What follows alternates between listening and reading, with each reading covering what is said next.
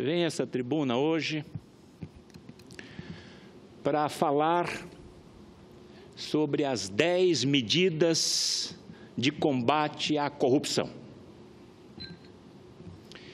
Em 29 de março de 2016, presidente, o Ministério Público Federal, juntamente com diversas outras entidades e instituições, vieram ao Congresso Nacional trazer o anteprojeto destas 10 medidas de combate à corrupção. Junto com esse anteprojeto, 2.177.000 assinaturas colhidas nos 4 cantos do nosso país. Neste momento, no Congresso Nacional, no dia 29 de março de 2016, eu fui recepcioná-los, juntamente com diversos deputados federais. Entre eles, o deputado Mendes Tame. E lá então ficou acertado entre nós que o deputado Mendes Tame daria entrada neste projeto das 10 medidas contra a corrupção na Câmara e eu daria entrada neste mesmo projeto aqui no Senado Federal. E assim, então, fora feito. No dia 30, portanto, um dia após a recepção desse anteprojeto, o deputado Mendes Tame e outros deputados deram entrada na Câmara Federal. E eu, no dia 30, também, aqui no Senado Federal, protocolei este projeto que recebeu o número 147 de 2016. E ficou acertado entre nós que o projeto que caminhasse primeiro, o outro, então, evidentemente, ficaria aguardando. E o projeto da Câmara saiu na frente. Pois bem, muito bom. Criaram-se uma comissão, discutiram o projeto, a relatoria ficou sob a responsabilidade do competente deputado gaúcho, Onyx Lorenzoni, fez um belíssimo trabalho, e o resultado deste projeto, que recebeu o número PLC 80 da Câmara, foi simplesmente um desastre na Câmara Federal no final do ano de 2016, que é de conhecimento de todos nós. Um projeto magnífico que foi literalmente desconfigurado e ainda por cima colocado ali no seu bojo, no calar da noite, uma emenda aonde encaixou o abuso de autoridade. Esse projeto chegou no Senado Federal, saiu de lá numa terça-feira, chegou aqui numa quarta-feira, e o presidente da Casa, o ano passado, coloca em votação em regime de urgência. E aí foi uma discussão ferrenha, mas graças a Deus esse projeto não foi votado aqui no Senado Federal. Pois bem, foi então enviado à CCJ para a discussão. E um senador judicializou esse PLC 80. E o Supremo Tribunal Federal, através de uma decisão do ministro Luiz Fux, determinou que esse projeto, então, voltasse para a Câmara Federal, uma vez que se tratava de um projeto de iniciativa popular, com mais de 2 milhões de assinaturas. E assim, então, foi feito. Esse projeto hoje, então, se encontra na Câmara Federal e lá está se dizendo que vão fazer uma conferência em cada assinatura daquela que me parece que depois chegou a 2.400.000 assinaturas. E aqui, lamentavelmente, eu posso dizer que esse projeto de iniciativa popular, com quase 3 milhões de assinaturas, com mais de 885 instituições e outras lideranças, instituições e iniciativa privada também, lamentavelmente, ele não vai sair da gaveta, lamentavelmente. Mas eu tenho, senhor presidente, hoje, nessa tarde aqui do dia 6 de março de 2017, uma notícia que, de repente, pode reaver, e eu espero reaver, e trazer à tona esse projeto dessas 10 medidas de combate a essa maldita corrupção no Brasil.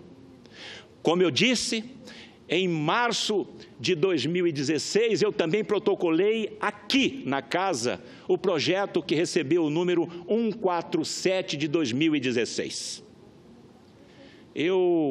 A semana retrasada, eu elaborei um requerimento de urgência, presidente, de urgência, na tramitação desse projeto das 10 medidas contra a corrupção.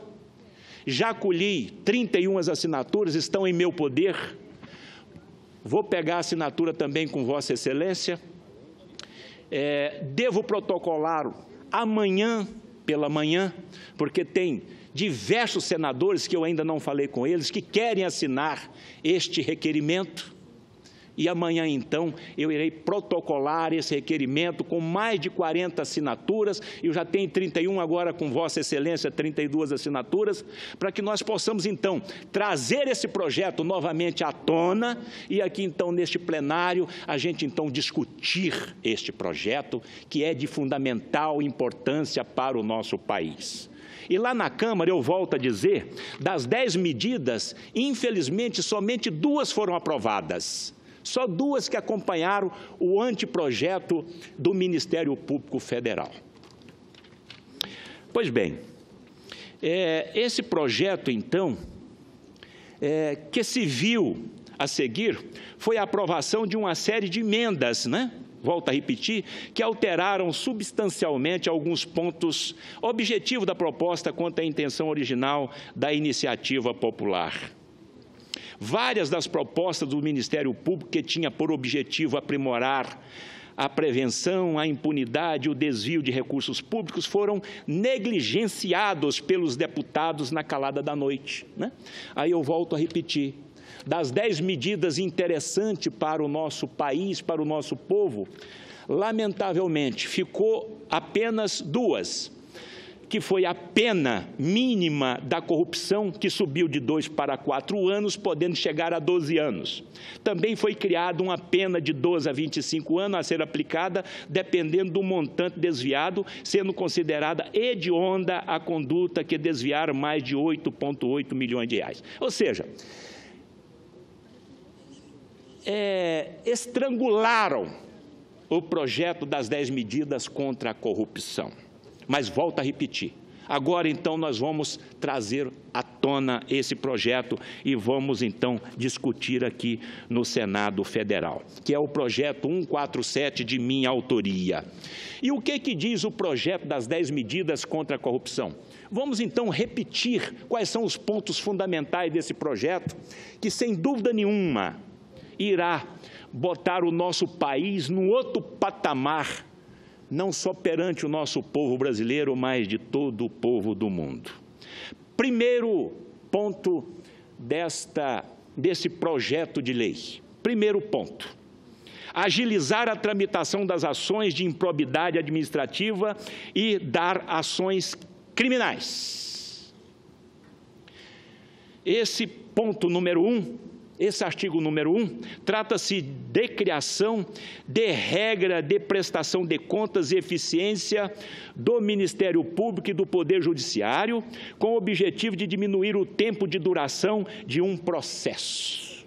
Repito, artigo número 1, agilizar a tramitação das ações de improbidade administrativa e dar ações criminais, dar celeridade ao processo. Artigo 2º desse nosso projeto 147. Instituir o teste de integridade para agentes públicos. Repetindo, artigo 2º, instituir o teste de integridade para agentes públicos. Ou seja, seriam simuladas situações sem o conhecimento do agente público ou empregado para testar sua conduta moral ou predisposição de cometer crimes contra a administração pública. Artigo 3º, criminalizar o enriquecimento ilícito. Olha só, criminalizar o enriquecimento ilícito.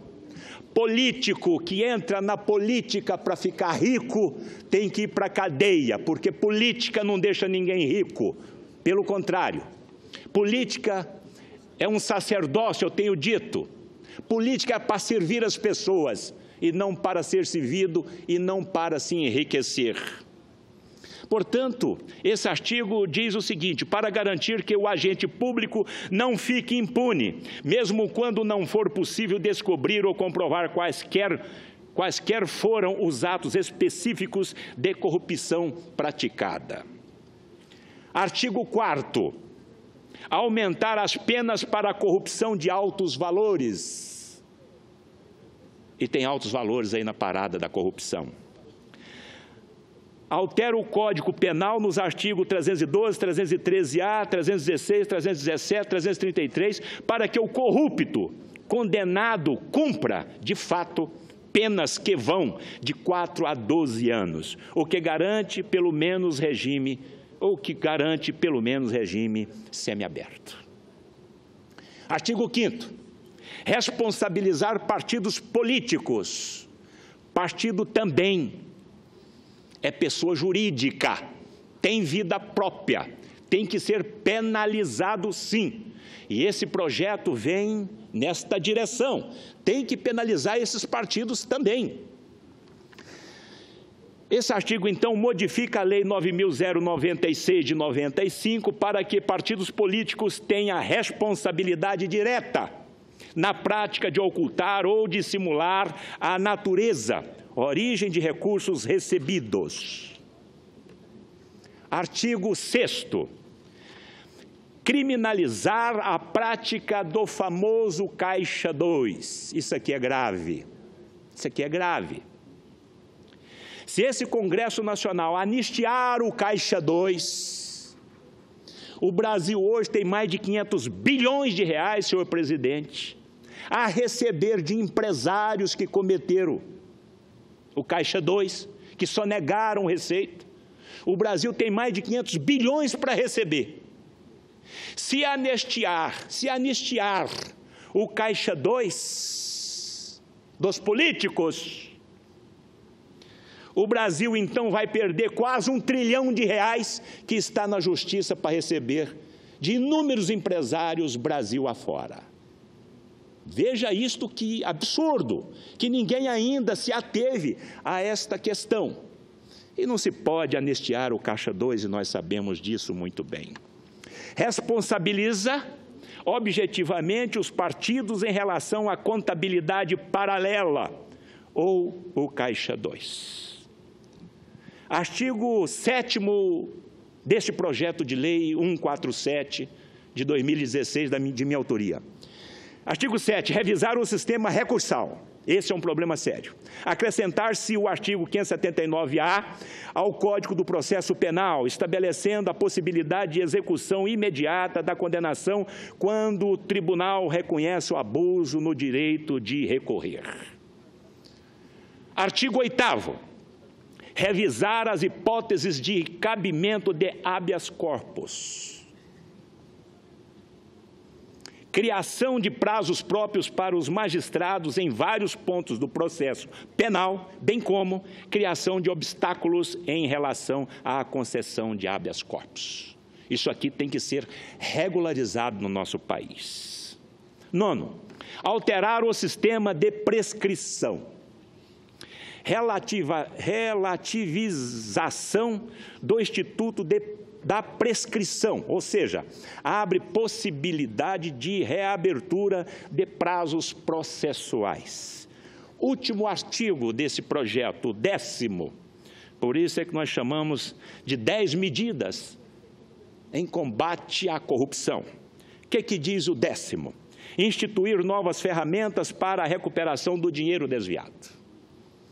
Pegar quem roubou o dinheiro do povo e botar na cadeia já é um grande negócio. Agora, cadê o fruto disso? Cadê essa grana que saiu dos hospitais, da educação e da segurança? Essa grana que fez morrer milhares e milhares de pessoas no nosso país, senhor presidente. Em 2012, a ONU disse que o Brasil, naquele ano, perdeu 200 bilhões de reais com a corrupção e a má gestão. Agora, em 2015, falou-se em 400 bilhões de reais. Imagine esses 400 bilhões de reais na saúde do nosso povo brasileiro. Uma certa vez eu disse uma coisa aqui e vou repetir. A corrupção no Brasil mata mais do que qualquer guerra mundo afora. Mata mais do que a Al-Qaeda, mata mais do que Estado Islâmico e daí por diante. E mata mesmo. Imagina esses 400 bilhões que foi para a corrupção no nosso país. Nós temos que consertar isso, senhor presidente, não dá mais. Nós temos que, se não conseguir acabar com essa maldita corrupção, que virou um câncer em estado de metástase, nós temos que pelo menos reduzir para próximo de zero. Não dá mais. O nosso povo não suporta mais. Está sofrendo. No meu querido estado do Tocantins, 23% almoça e não janta. E se janta, não almoça. E muitos não almoçam e nem jantam. Não tem saneamento básico, não tem saúde, não tem segurança, não tem nada. Mas é fruto dessa maldita corrupção. Então, nós temos que acabar com essa maldita corrupção. E esse artigo, então... Pois bem, senhor presidente, já estou encerrando, meu tempo também está se esgotando. Com isso, então, o projeto que está na comissão hoje de Constituição e Justiça, né? Esse projeto, repito, de minha autoria, 147/2016, vem direto ao plenário e poderá finalmente ser analisado e discutido e votado por nós. Ou seja, esse requerimento de pedido de urgência da tramitação desse projeto 147, que ele então saia direto da Comissão de Constituição e Justiça e venha então para esse plenário para que nós possamos então discuti-lo e aprová-lo e mandar então para a Câmara Federal para que lá então seja então aprovado e que seja sancionado depois então pelo presidente da República. Essa é a nossa contribuição para que reafirmemos o respeito do Congresso pelo cidadão, que muitas vezes é ignorado por aqueles que ele escolhe justamente para representá-lo. Eu encerro, senhor presidente, agradecendo a tolerância e a atenção de Vossa Excelência e agradecendo também Vossa Excelência por dispor a assinar esse requerimento de pedido de urgência, que amanhã, logo pela manhã, eu devo dar entrada. Não vou dar entrada hoje, apesar de que eu já estou com as assinaturas mais do que suficiente, que eu precisaria tão somente de 21, mas já estou com 31. Eu vou deixar para amanhã porque eu tenho vários senadores que querem assinar esse requerimento. E eu não poderia deixar de pegar a assinatura com estes nossos colegas senadores e senadoras. Muito obrigado, senhor presidente.